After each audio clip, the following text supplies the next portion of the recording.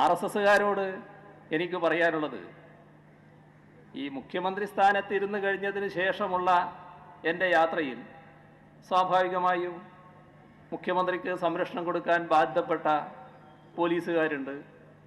അവരുടെ കയ്യിലുള്ള വിവിധ ആയുധങ്ങളുണ്ട്. ആ ആയുധങ്ങളുടെ നടുവിലൂടെയാണ് ഞാൻ സഞ്ചരിക്കുന്നത് എന്ന് വേണമെങ്കിൽ പറയാം. അത് നമ്മുടെ ഒരു ഭരണ സമ്പ്രദായത്തിൻ്റെ രീതിയാണ്.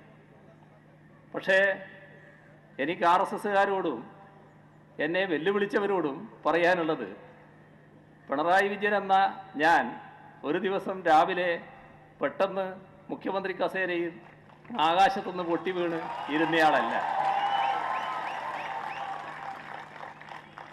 നിങ്ങളെ നേരിട്ടറിയാത്തയാളുമല്ല. ആരെ? RSSനെ.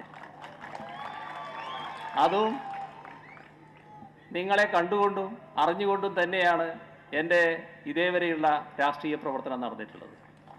ഇപ്പോൾ ഈ പോലീസിൻ്റെ കയ്യിലുള്ള ആയുധങ്ങളുടെ നടുവിലൂടെയാണ് ഞാൻ സഞ്ചരിക്കുന്നതെന്ന് പറയുമ്പോൾ, ഒരു കാലം ബ്രണ്ണൻ കോളേജിലെ പഠനം പൂർത്തിയാക്കി പുറത്തിറങ്ങിയ കാലം,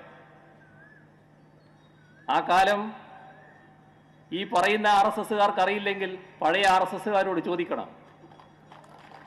അന്ന്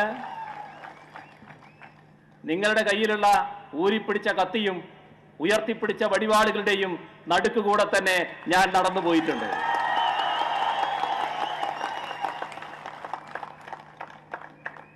അന്ന് നിങ്ങൾക്കൊന്നും ചെയ്യാൻ കഴിയാത്ത ഒരു കൂട്ടര് ഇപ്പോ എന്ത് ചെയ്തു കളയുന്നാണ്? മധ്യപ്രദേശിലെ എൻ്റെ യാത്ര തടഞ്ഞതിനെ പറ്റി നിങ്ങൾ പറയുന്നുണ്ട്. ഒരു മുഖ്യമന്ത്രി സ്ഥാനത്തിരിക്കുന്ന ഒരാളെന്ന നിലക്ക് ഒരു സംസ്ഥാനത്ത് ഞാൻ ചെല്ലുമ്പോൾ ആ സംസ്ഥാനത്തിലെ ഗവൺമെൻറ് പറയുന്ന കാര്യങ്ങൾ അംഗീകരിക്കുക എന്നത് ഒരു മര്യാദയാണ്. അതൊരു മുഖ്യമന്ത്രി സ്വീകരിക്കേണ്ട മര്യാദയാണ്. ആ ഗവൺമെൻറ് പറഞ്ഞു അങ്ങോട്ട് പോകാൻ പാടില്ല. ഞാനതനുസരിച്ചു. മുഖ്യമന്ത്രി അല്ലാത്ത പിണറായി വിജയനാണെങ്കിൽ ഇന്ദ്രചന്ദ്രന് എന്നെ തടയാനാകില്ല എന്നത് നിങ്ങൾ മനസ്സിലാക്കിക്കൊള്ളണം. അതുകൊണ്ട് ആ വിരട്ടലൊന്നും ഇങ്ങോട്ട് വേണ്ട. എന്തിന് വെറുതെ അത്തരം പ്രയോഗങ്ങൾ നടത്തുന്നു?